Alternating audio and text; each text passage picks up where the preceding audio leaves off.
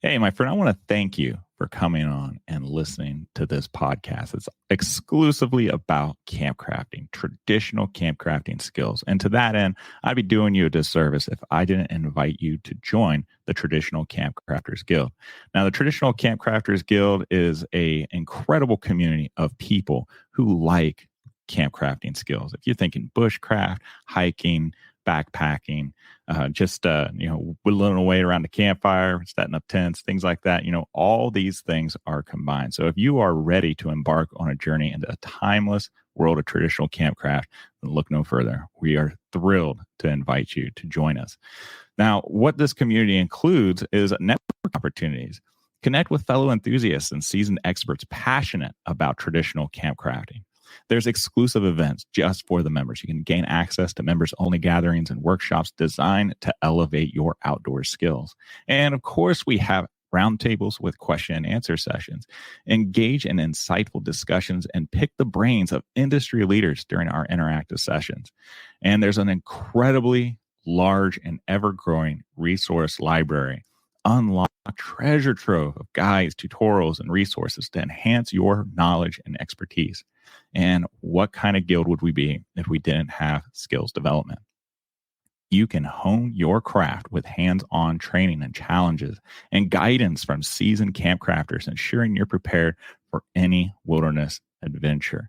So don't miss out on this chance to immerse yourself in a community dedicated to preserving and celebrating the art of traditional campcraft. All you have to do is go to honorableoutfitters.com/join the guild. Again, it's honorableoutfitters.com/join the guild.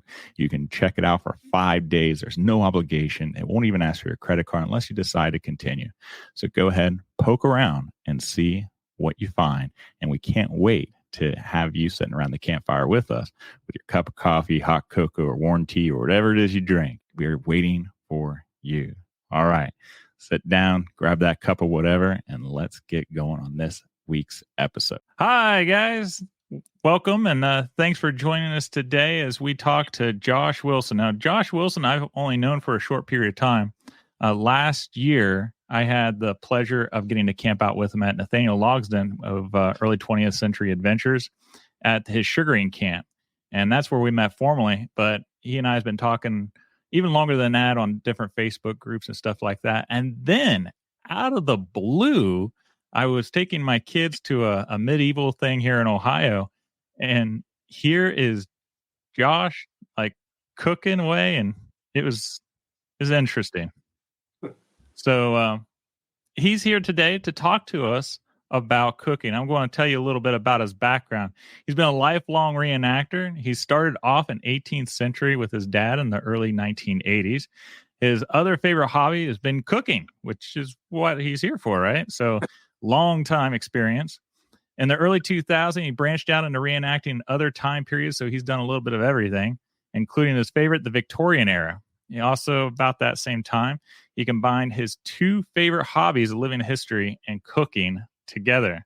He began learning about historical recipes and period cooking techniques and started cooking for friends at various living history camps, including Nathan's Sugaring Camp, which it was good. Thank you. If you guys missed out, thank you. Yeah, I've cooked over there for quite a few years. Anytime we do something over at Nathan's, I'm typically cooking one meal or something.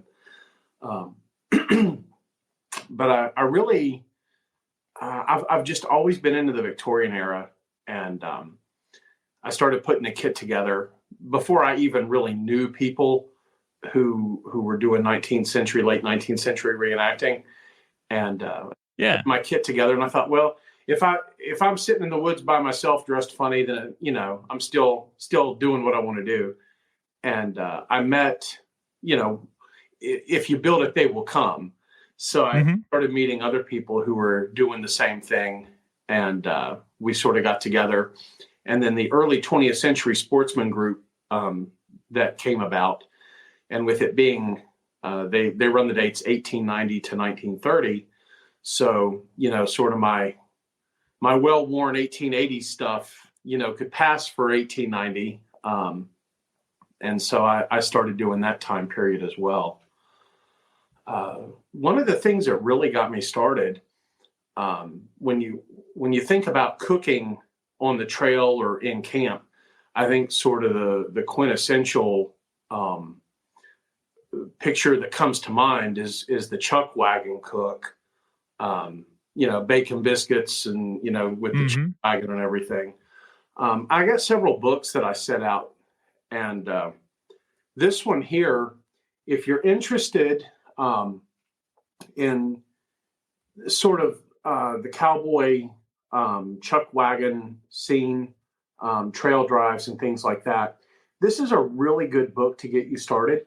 It's not so much a recipe book in and of itself, but it talks about the cook, his roles, and then how he would pack the chuck wagon, different types of foods that would have been on the wagon.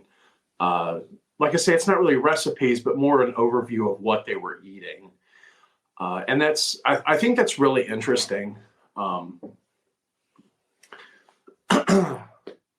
There's another one along the same lines that I really like called Sow Belly and Sourdough. And that one is chuck wagon recipes as well. And it's very, very, very geared toward that cowboy cattle drive, Texas trail up north sort of era. A lot of the recipes in that, they're very anglicized, biscuits and stews and roast meats and things like that. I've got several other cookbooks here that we can come to. But that's what really got me started, were those two cookbooks in particular. And there's so many cookbooks from the era that you can pick up cheap. We've got some links that I sent to Sean for some, like the Fanny Farmer 1896 cookbook is a really good one as well. So when I'm going to start from the beginning, because we have on the guild, most of the members are pretty well experienced. That we have some though that are beginning or intermediate. And when you started out with your dad doing living history campouts and stuff, did your dad purposely try to choose recipes that were period correct and you kind of learned from that, or was it more modern stuff like grabbing some Pop-Tarts for Saturday morning breakfast or something? No, it was pretty Spartan and a little modern when I was camping with Dad. It was sort of after his hobbies and interest went one way, and mine stuck with living history. So it was sort of after that I really started doing over the fire cooking. Now there were other friends in the hobby that I would watch cook and sort of help them over the campfire. And I learned a lot initially there. But that was really in the days before like Amazon and Amazon reviews and, pre-internet. So it was a little hard to find books at first. But then in the late 90s, as the internet started growing, then it became a lot easier to find different books and recipes. And I just started buying cookbooks like crazy. And it's amazing because there's so many cookbooks that came out. Companies would do them as promotionals. And there are so many that were just so good that they're recognized now as being culturally significant. So there are companies that are reprinting these original cookbooks.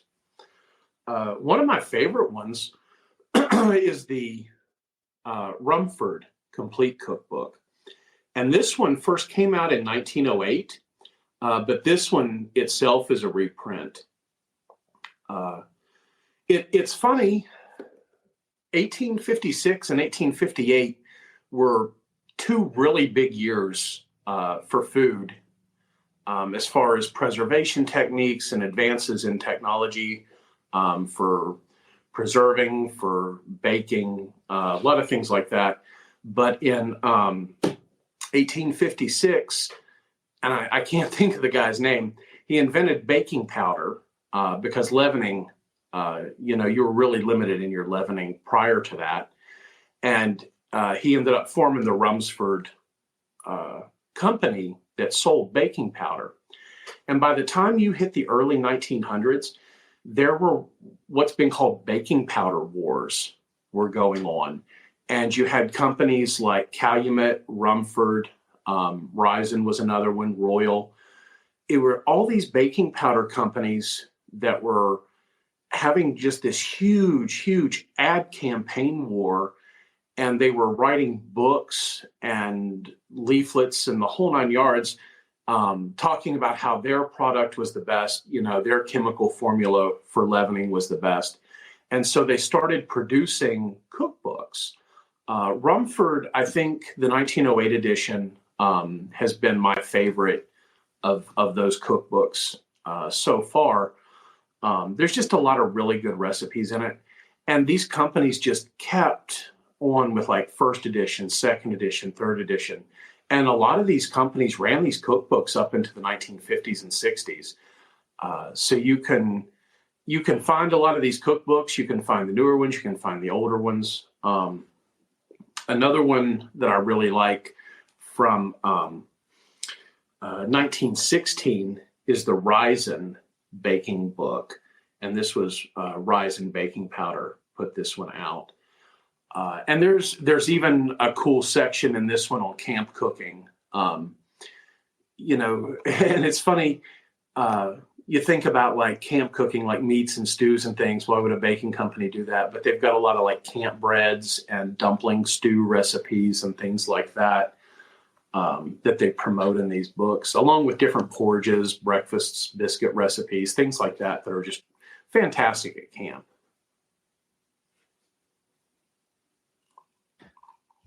So how difficult is it really for a modern person? I mean, besides like the recipes, like you said, there's plenty of cookbooks out there.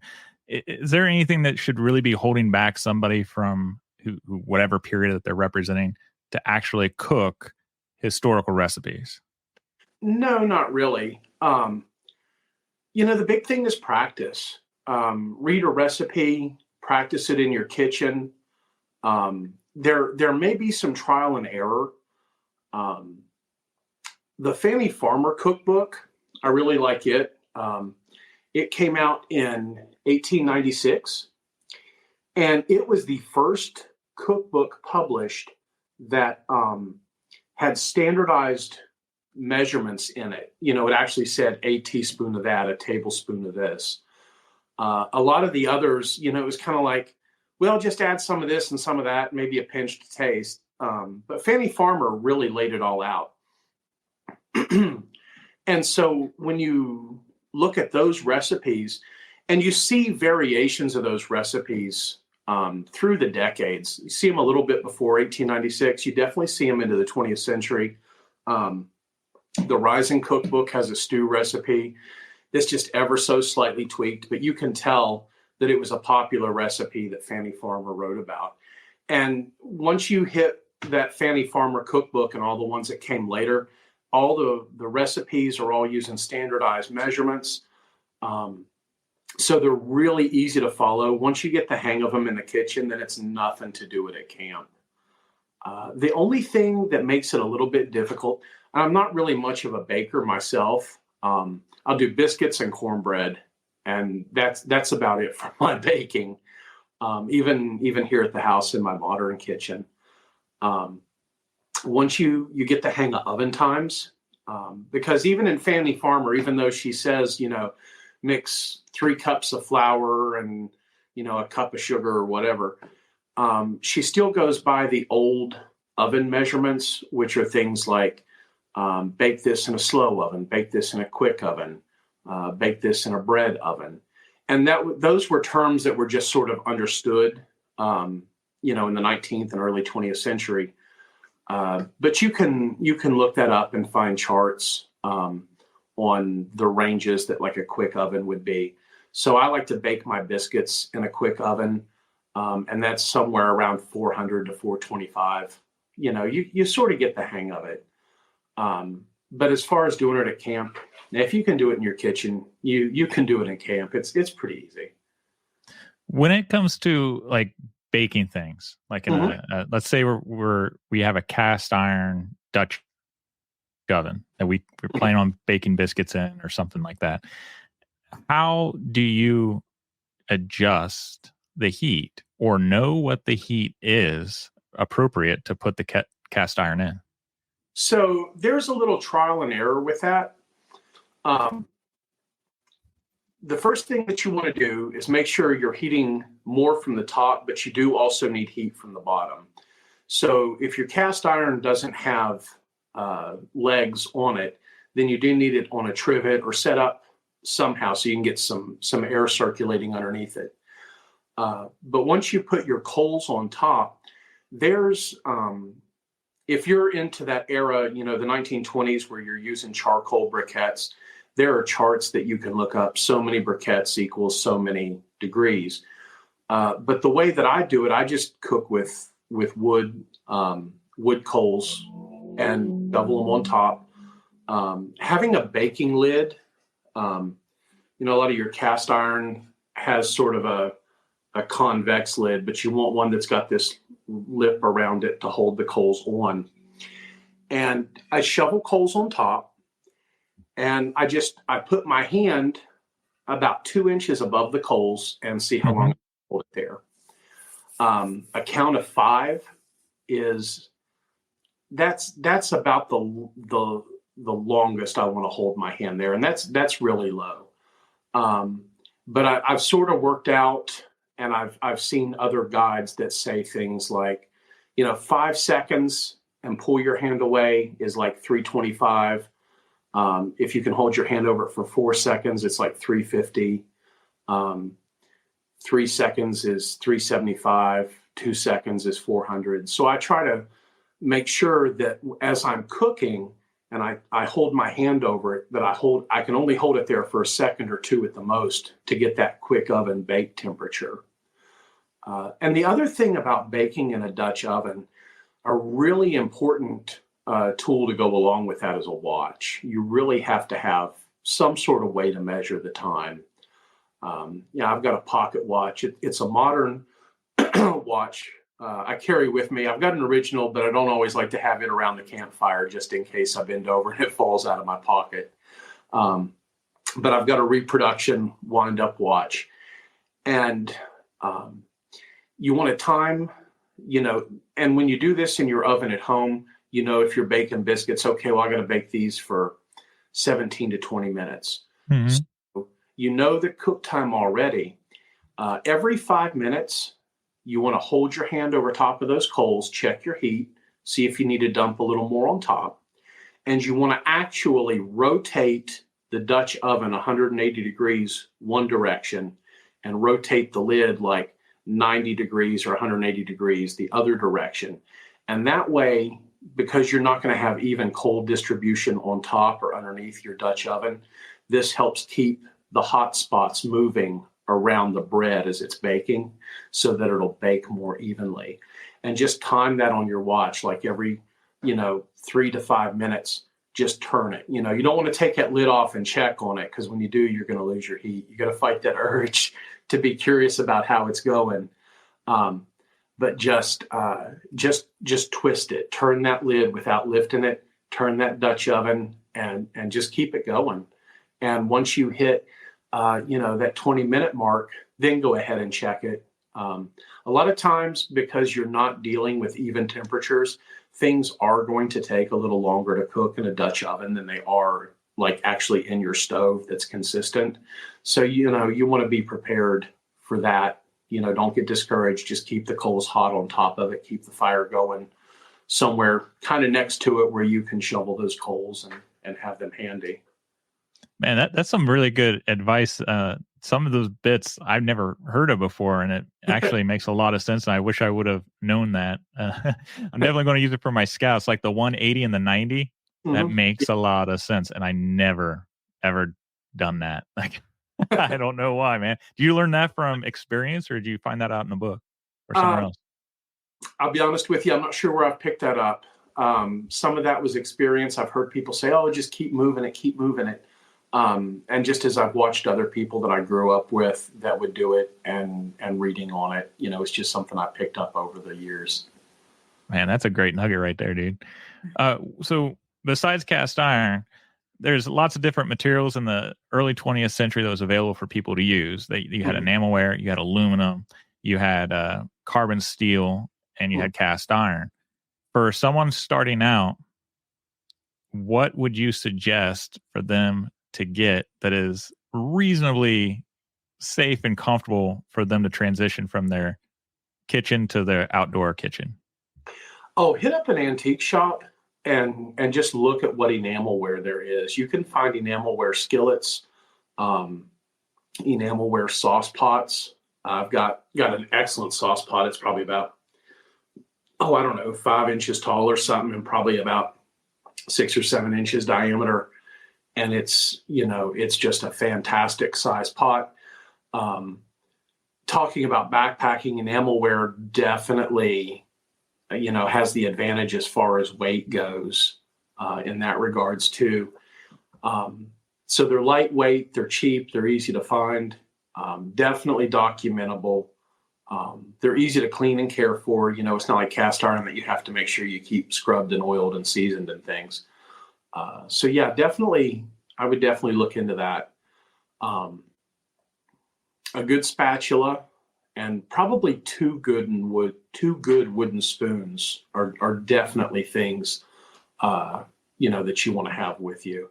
It's always good to have an extra spoon because you're inevitably going to stir one thing and then want to stir something else and think, oh, let me go wash this spoon real quick. Are there any particular types of recipes that you would suggest people starting out over campfire cooking? I've got so many varied interests. I've recently started picking up Mexican food. Mm-hmm. Brian Cushing over at the Victorian Barroom channel, he and I were sitting around a campfire and we posed the question, if a cowboy went into town, he just got paid, he goes into town, he finds a Mexican restaurant and he sits down, what are they going to serve him in 1885? And that sort of led us down this wonderful rabbit hole of 19th century Mexican Tex-Mex sort of cooking.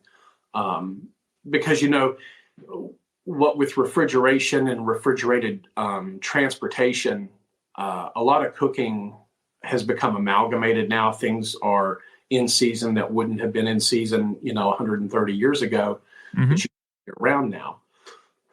So I fell down this rabbit hole of Mexican cooking that's been fun. Something that's really fun that I enjoy is Gebhardt chili powder. Yeah. And yeah, we've got a link down for that. Gebhardt chili powder was the first commercially available packaged chili powder in the U.S. It was branded in 1896, and ever since it was released, they've had their Texas chili con carne recipe on the back of the label. So if you buy it today, you've still got that original 1896 chili recipe on the back, and it's just super easy to follow. You can do that in one pot over the fire. It takes, maybe a half hour, 45 minutes prep time and cook time, and then you're ready to eat. And it goes great. If you want to bake cornbread, bake biscuits, if you want to fry tortillas, it goes well with anything, and super easy. But a lot of the recipes like you see in Fannie Farmer, people ask me, because I cook at work too sometimes. I work for a museum, Heritage Farm Museum in Huntington, West Virginia, and I'll cook some at the cabin there. And people will ask me about food, and they're like, well, what was food like then? And my basic answer is, well, if you eat at a Cracker Barrel, that's kind of what food was like in the 19th century.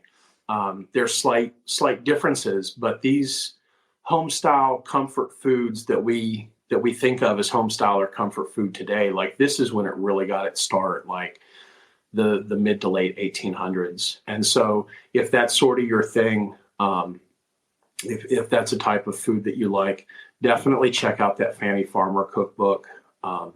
And you'll learn all about, meat pies and stews and, things like that. So for someone who is going camping for an overnight, we'll just say an overnight, not a weekend and everything, are there some standard ingredients that would be a good idea to have in your pack or your chuck box or something like that that you carry personally, that you rely on pretty regular? Canned milk.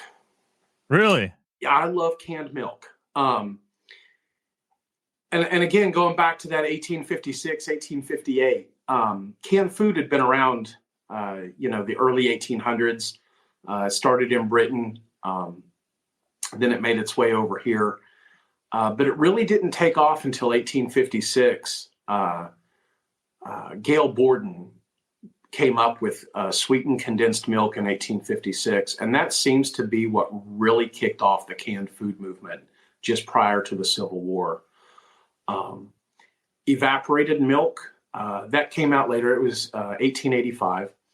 I like evaporated milk myself. It's a little more versatile. I use it to bake biscuits. I use it to make gravy for breakfast.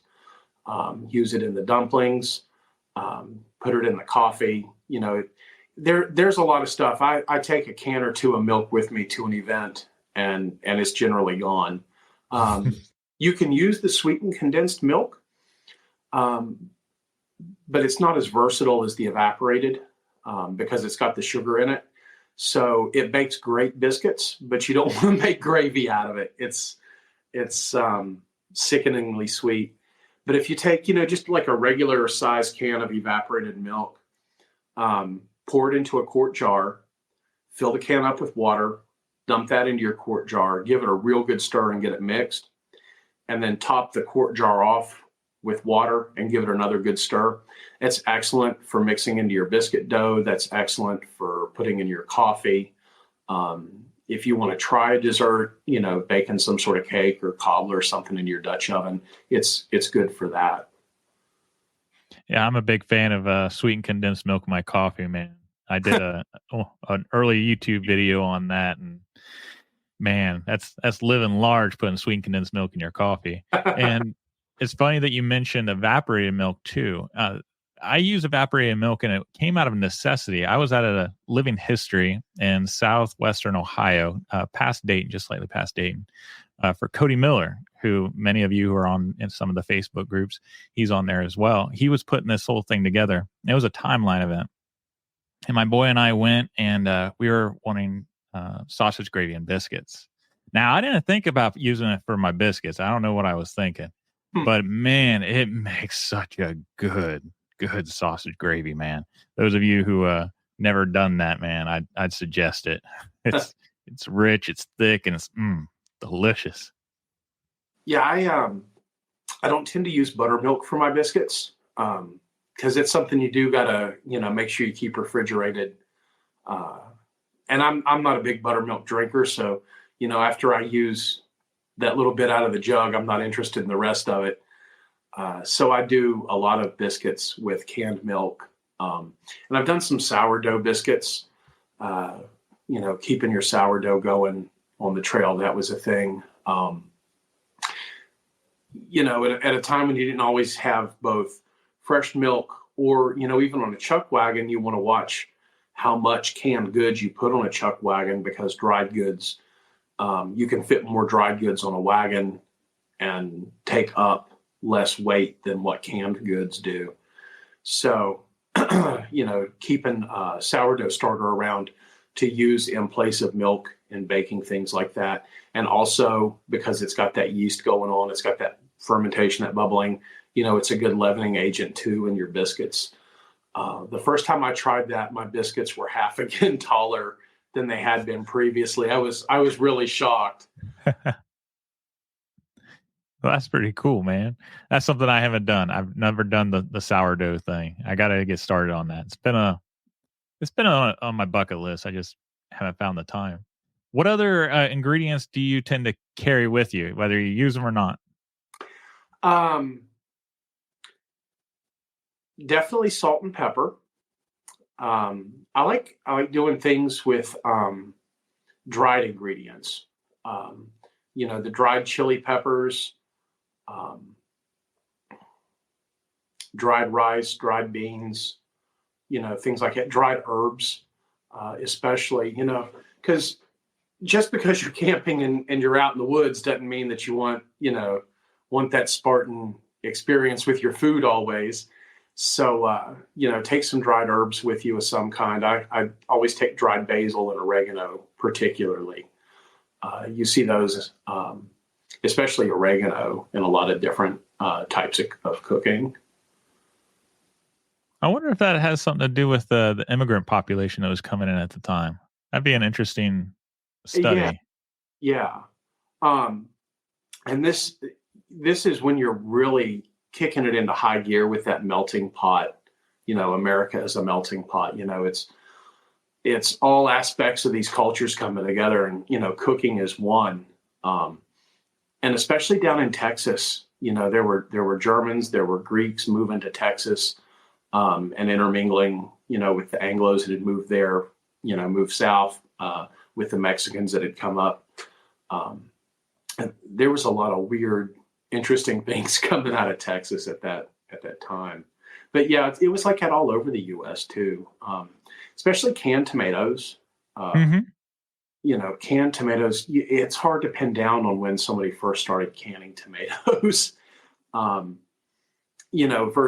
Tin versus home canned, and that's another thing that happened in 1858.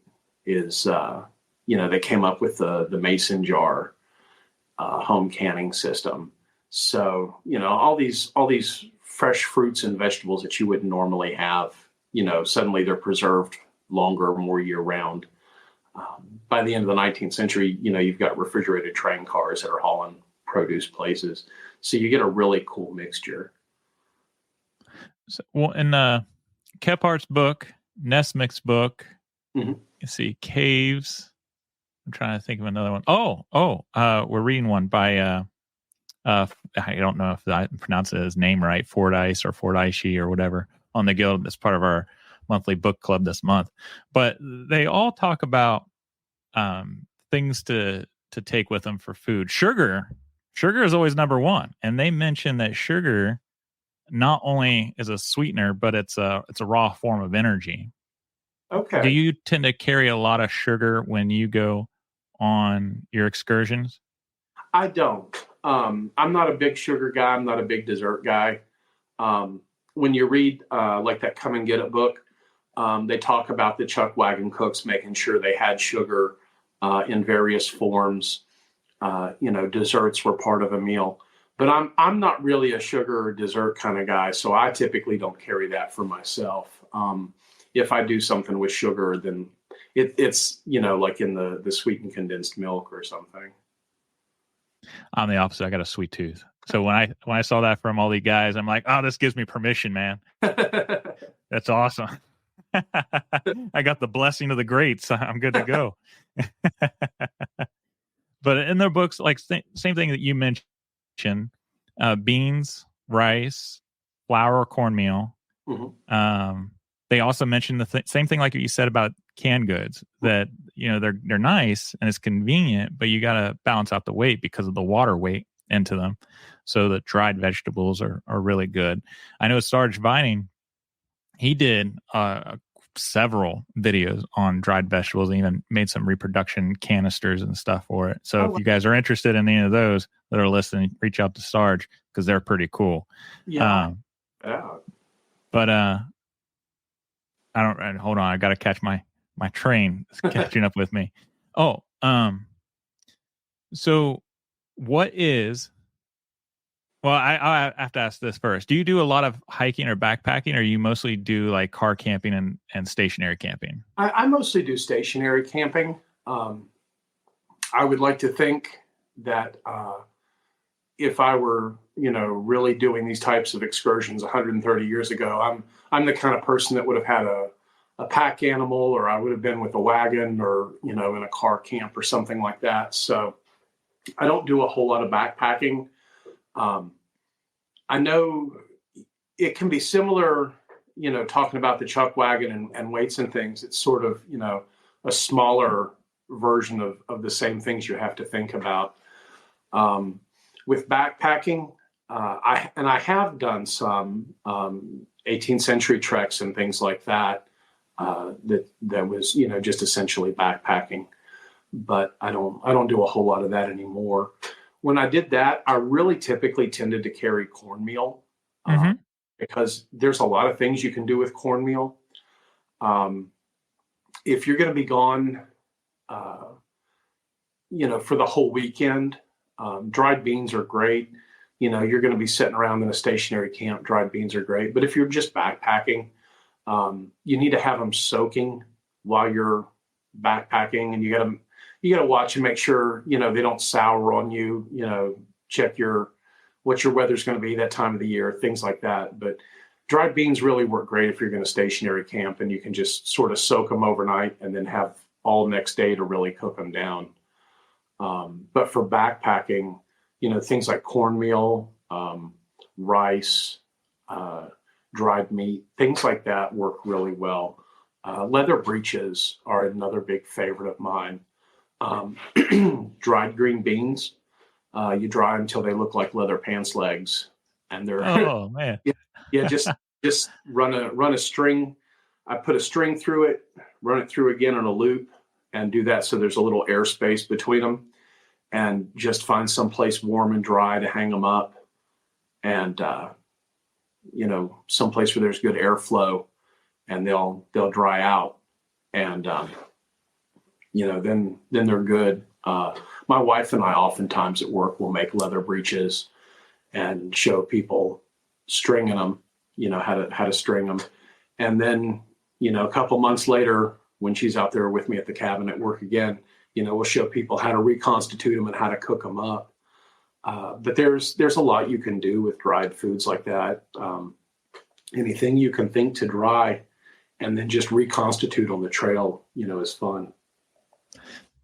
So before we switch gears into another topic as far as camp foods, I want to talk to you about those vegetables, because they're kind of hard to find in your big box stores. It's not like you're going to go to Walmart or Kroger or Meijer or something like that and find a nice selection of dried vegetables. You can go to the baking aisle and you'll find dried fruits. Yeah. But it's harder to find dried vegetables. So besides having a garden of your own or mooching off of somebody with a garden, is there some place where you generally go to? No, not really. We go to Kroger, we find, good produce, and then we bring it home and dry it. Sometimes, we do it in the oven on a super low heat, sometimes in a dehydrator. Sometimes, like with the leather breeches, we'll do it in a period manner, and just string it and let it dry. Amazon has some dried vegetables on there. That's where I tend to get my chili peppers, because you can't find stuff like that anywhere here. So it just sort of depends on what I want to do that weekend, what I want to cook when I'm in camp, how long do I have to prepare, do I really have the room to string green beans across my kitchen at the moment? Sort of take all that into consideration and dry them myself typically, and, just choose a method that seems to work that week. That makes sense. So now switching gears, let's talk about meats, because I'm a little bit of a carnivore. Let's talk about meats. All right. We'll start with eggs. So like not even really meats yet, but what do you do for eggs when you take them camping? How do you preserve them, carry them, prepare them? What's your suggestions? Typically for that, you get a cooler. Pre-1900, it's hard to find eggs, or hard to find coolers that you could keep an egg in.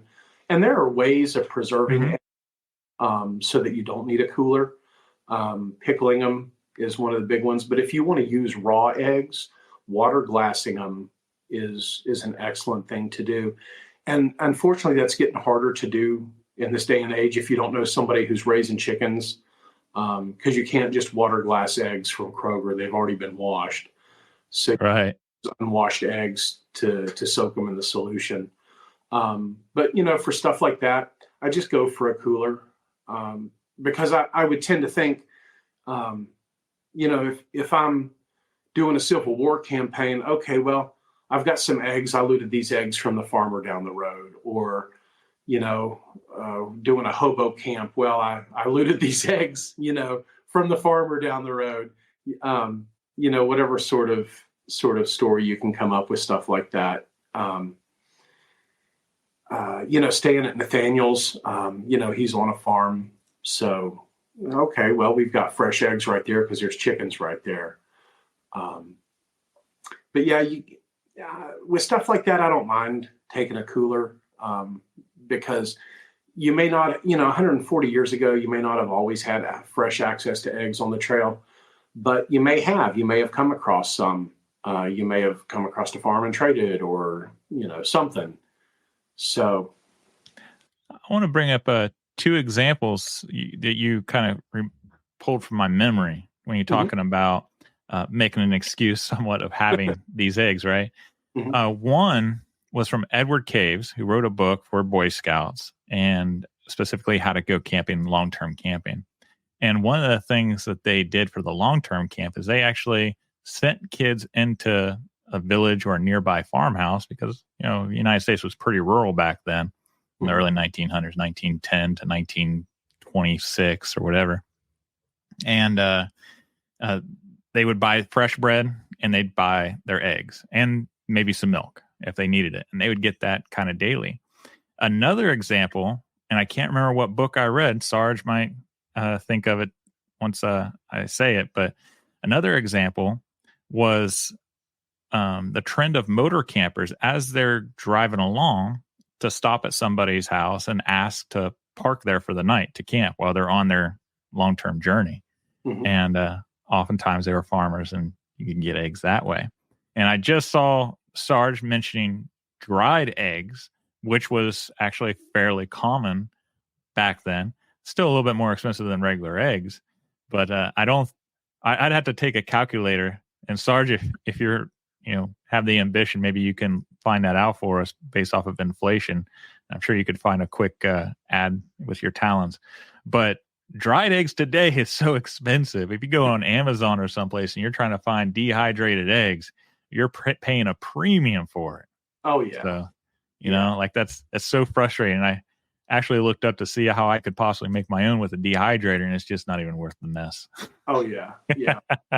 And, a lot of times, in the later part of that era, up into the 20th century, you had coolers.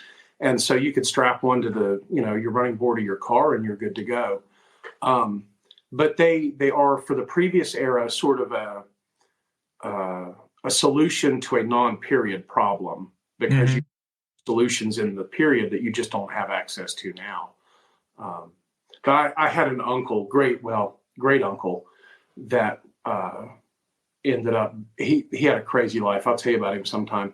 But he ended up being kind of a hobo, and he just sort of like snuck into people's barns and crashed in people's barns, and would live in barns until landowners would find him and run him off. So he would talk about, like, he'd run down to the creek to do his laundry. He'd grab a couple eggs, go sit in the woods, eat whatever he could forage that nobody was looking. Then he'd go back to somebody's barn at night and sleep until the dogs would sniff him out and run him off.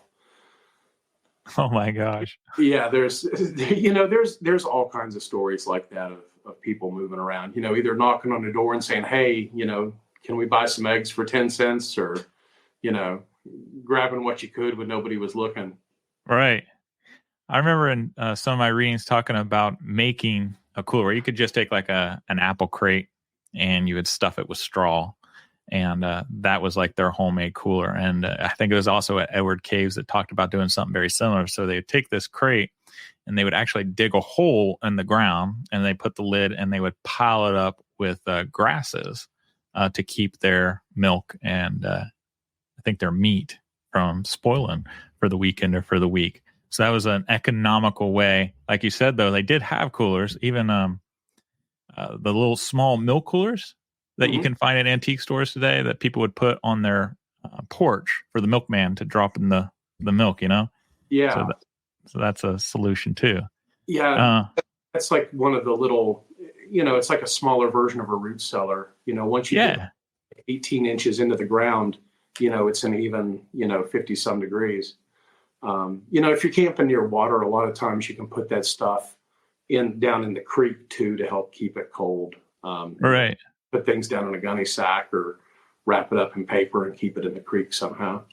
Put it in jars, keep it in the creek, all sorts of things.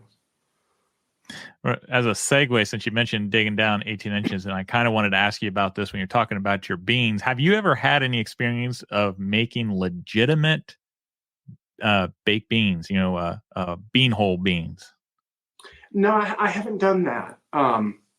Most of the time it's just like stew beans, just boil my ham hot, have my beans soaking, and then after they soaked a while, put them in with the ham stock and boil them down that way. But no, I haven't tried doing the baked beans like that. So for those of you who are don't know Josh, so Josh is considering, and we're pushing him to start a YouTube channel. So he's already got an Instagram, and I'll show you guys his Instagram here in a little bit. But Josh, here you need to make notes as we're going through this. So this is some ideas for you. You got to do your bean pot, and you got to do the cooler experiment, right? And try those out and let everybody know and show us what the results are for your YouTube channel. Yeah. I know you're not going to only focus on cooking, but that'd be something interesting. Yeah. So what about your other meats, like chicken, your steak and eggs that you're going to eat the following morning? Like, what do you do about steak? And how would you carry that? Say you're not a cooler. Are there forms of these meats that you could possibly make yourself at home and prepare, or you could possibly buy from the store and they're not going to spoil as quickly? Like, say it's a day hike. Things like summer sausage are preserved. So you can just drop one of those in your pack and go for a day. It'll be all right. You probably don't want to leave it in there too long. But those are pretty well preserved. Of course, jerky is another good one. And we tend, I think, today to think of jerky as a snack, and we kind of get it and eat it as is. But there's a lot of things you can do with that. In some of the 19th century Mexican cooking that I've been looking at, I saw a recipe that came off of Anton Sepulveda's ranch. Mm-hmm. And it was like a rice and a jerky stew. And you just pound the jerky, get a little damp, pound the jerky until it's pliable, kind of soak it a little bit in some warm water, and then toss it in with some rice and make a stew out of it. If it's dried, really the best thing to do is reconstitute it. And it depends on what it is. It's been dried as to how long that takes. Chili peppers, once you cut them, lay them out, they're super thin. So they only take like 15 or 20 minutes. Raisins, you're looking at 20, 30 minutes to reconstitute raisins. Jerky, 45 minutes or so, depending on, how dry it was to start with. Things like leather breeches, those take a while longer. Those I've had to soak those like an hour and a half in order to sort of reconstitute them. There's some variables to it, but you want to reconstitute all those dried foods before you actually cook them, because when they're dry, they're tough. So you don't want to cook them tough because it's still going to be tough. So if you reconstitute them and make them fresh again, they'll cook up a lot better. And if you reconstitute jerky, there's so many things that you can do with it. Any type of salting, smoking. There's a lot of things you can do yourself with that. If you've got a smoker or something out back, you can smoke sausages and get them to keep for a while.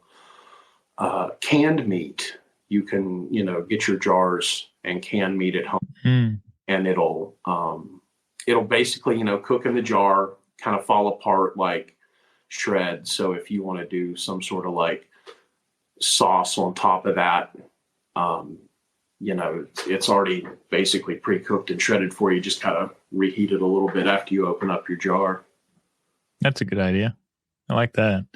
So I was a Civil War reenactor, had my fair share of experiences with salt pork, the infamous salt pork. And salt pork is still common even in the early 1900s. And there were a lot of people who still were, they're farmers, right? They're killing their own pigs and they're making their own salt pork. So for those who may be interested, who are new, and they get themselves some legitimate, or they make themselves legitimate salt pork, how do you reconstitute salt pork? Just soak it. Soak it and change the water. And salt pork, if you go get, the standard salt pork from Kroger or wherever, you're going to want to soak that and change the water multiple times and pull all that salt out of it. You really don't want to eat all that salt.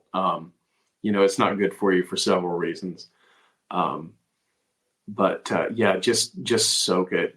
And that's a good one too, soak it overnight even, start it, do a couple changes, and let it soak overnight while you're asleep and cook it the next day.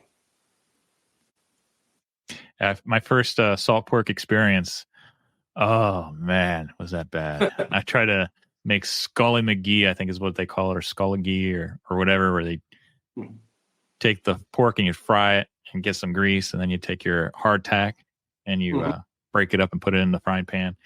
I did not know you had to soak the salt pork. That was the saltiest daggone thing I've ever eaten in my life. And so yeah, for those of you listening who are interested, make sure to soak it, change it out often, like overnight for sure, and then like every half hour or so. Like the more you soak it, the better, and cut it up into smaller chunks too, and that'll also help pull the salt from the inside. Yeah. I think I still have a couple chunks in my freezer that I'm still kind of terrified at. I have flashbacks of that first time. And you can still find good salt and smoke cured country hams too. They're not like the hams you get at Christmas from Walmart or something, but they're actually preserved. Put in a cloth bag, the whole 9 yards. You can still find those too, and it helps to soak those a little bit. But they're a little more forgiving than that salt pork is. So we talked about your meat. We talked about vegetables. We talked about canned goods. We talked about some of your favorite things that you like to cook. We even learned some different ways of how to, test the heat on the campfire. I'm trying to think of any other topic because we are running up against an hour, and I try to keep these things in an hour. Okay. But I also want to make sure to get any information that we possibly can out of you while we still have you and your great knowledge. Is there anything that you wanted to talk to us about that I may not have already brought up? I don't know. I think that pretty much covered everything. I really can't think of much. It's really easy to just start cooking in camp. But the more you do it, you'll discover there's lots of accessories. Once you fall down into can openers, for example, because they didn't actually patent a can opener here in the U.S. until 1858. There's that date again. And then once they did, there were just a ton of designs. So, there's people out there who collect can openers, different designs. Falling down into the cast iron rabbit hole. There's a lot of people who only use cast iron, and there's sort of that cult around it. Everybody's got their own. This is the way that we do this, and my way is the right way. With cast iron, those are all fun rabbit holes to fall down when you start doing this sort of thing. looking up kitchen gadgets. They had just as many kitchen gadgets as we have today. Food processors, hand mills were a thing. Multi-tools. I've seen a kitchen multi-tool, like in the head, you've got a handle and the head rotates and locks into place, and it's got like a curved chopping blade. It's got an ice shaver on it. It's got a meat tenderizer head, and a bottle opener head, just all kind of things. They were as passionate 120 years ago about their cooking utensils as we are today. Let's see. So what we have here is Josh's Instagram. So make sure to check this out. Explorin.Victorian83. Let's get these numbers up.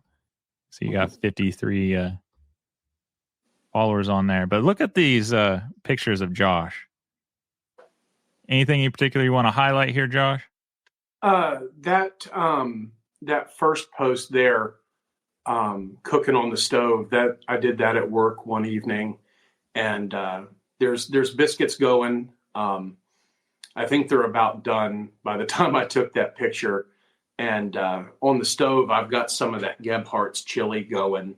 That was the first or second time I think I cooked that recipe.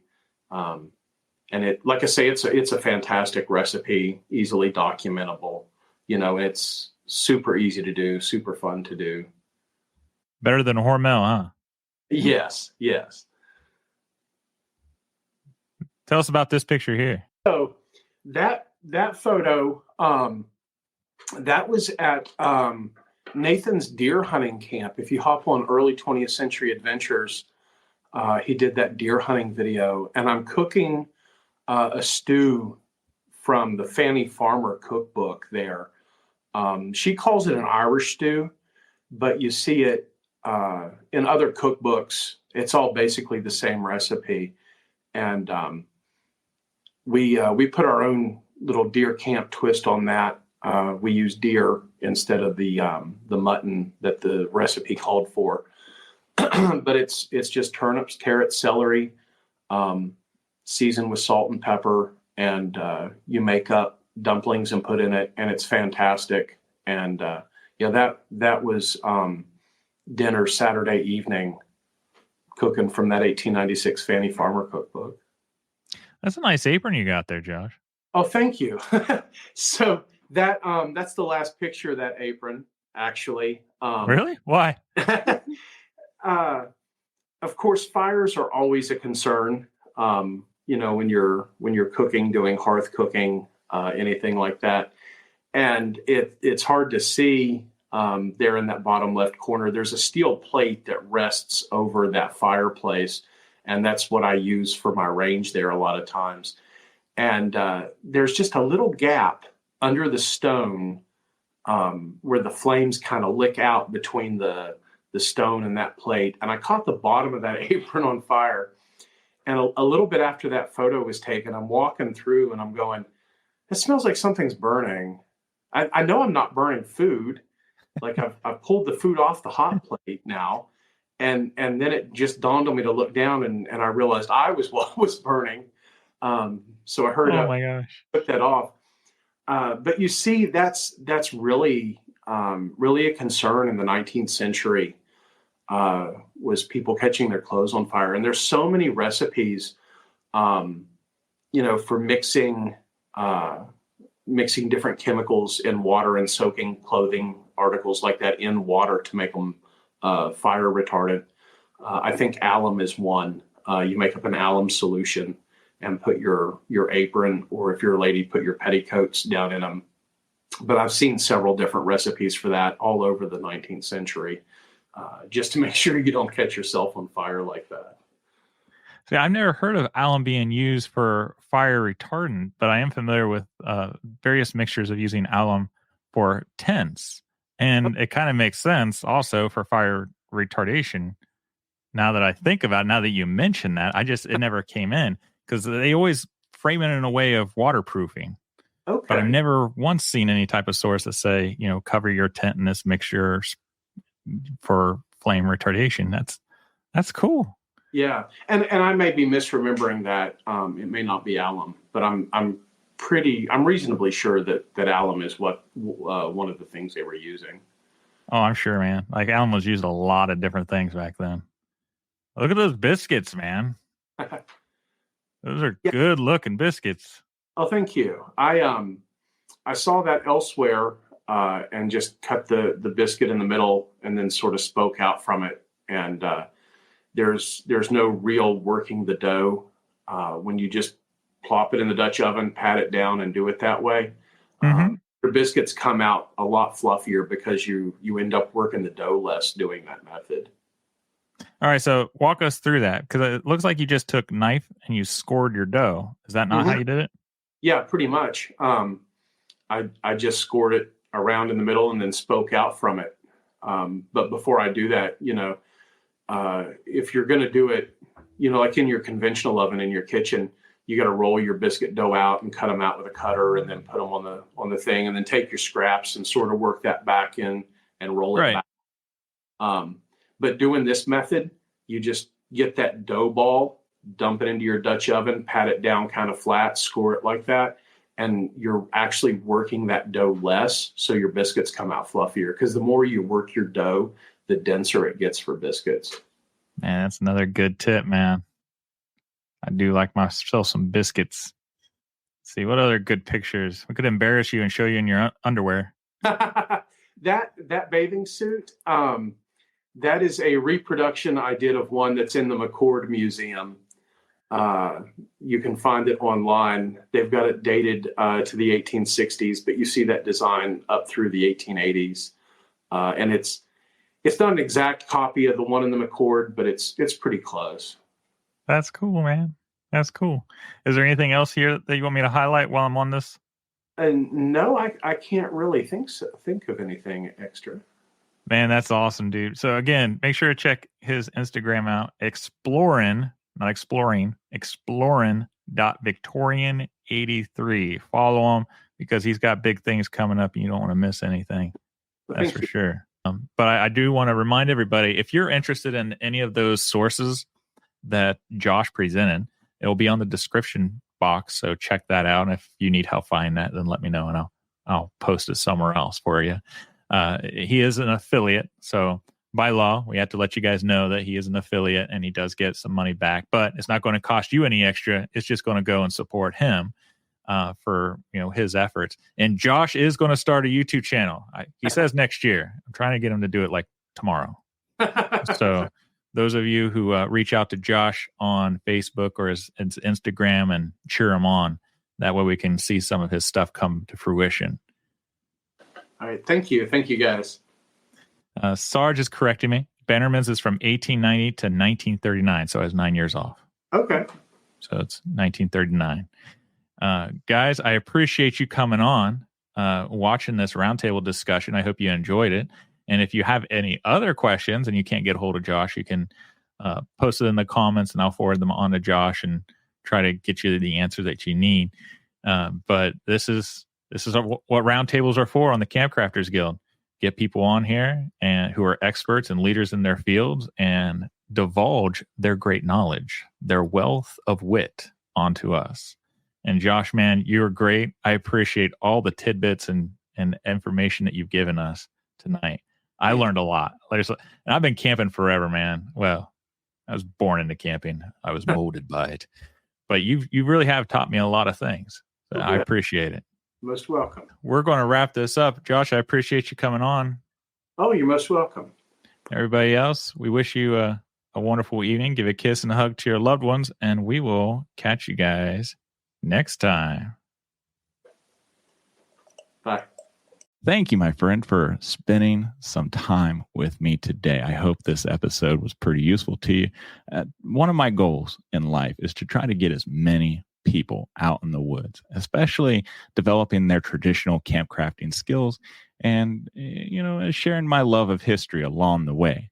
Now, in case you didn't know, I have a very growing and diverse way of trying to reach that goal. One of those is my website, www.honorableoutfitters.com. Now, on there, that's kind of the hub of everything that's going on. I also wanted to let you know that I have a monthly newsletter. Now, the monthly newsletter, again, it's not spam. I put historical articles with tips and tricks and things like that on there. All you have to do is just go to the description box or the show notes, and you can find a link on there to sign up. And I don't sell your email or anything. It's literally just to give you guys more value. And to that end, on my website, I also have a very vast library that I learned a lot from. And I want to pass on some of those traditional skills and knowledges onto you by offering that. And of course, invite you again to join the Traditional Camp Crafters Guild, because that is where you will find your kind of people. And that's kind of hard, especially as adults. Sometimes it's difficult to find people who like traditional camp crafting. And to that end, the Traditional Camp Crafters Guild was born to deliberately put people together to network, share knowledge, and hopefully get you out in the woods with others just like us. So again, thank you so much for spending time with me. I hope you guys have a wonderful week. Give a kiss and hug to your loved ones, and I will see you guys down the trail. Take care.